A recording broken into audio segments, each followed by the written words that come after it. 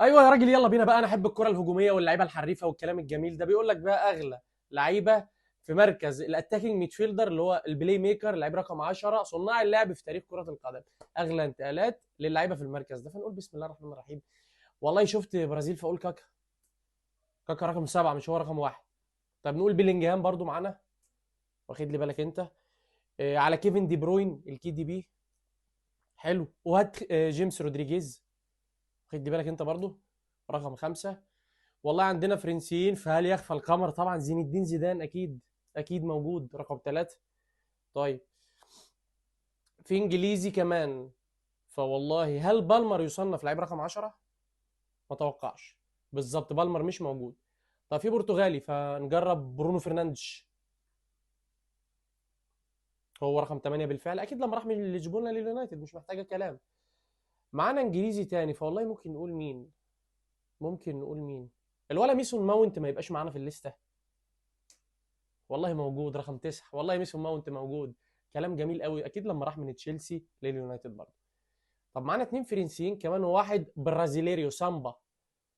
طيب ريان شيركي مش موجود. طيب نبيل فقير، متوقعش.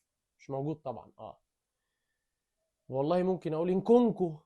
الواد ده برضه لفه حلو. والله انكونكو رقم 10 موجود معانا بالفعل. طيب البرازيل مين برازيل؟ باكيتا، لوكاس باكيتا. لا برضه. اكيد نيمار مش مصنف 10. بالظبط كده، نيمار وينجر، جناح. ممكن اقول مين. اوسكار. مش موجود برضه. مين هذا الشاب البرازيلي اللي ملففنا حوالين نفسنا؟ طب الفرنسي ده مين طيب؟ الفرنسي طبعا عايزين نجيب الفرنسي ده. عثمان ديمبélé برضه مش ما يصنفش 10 بالظبط كده.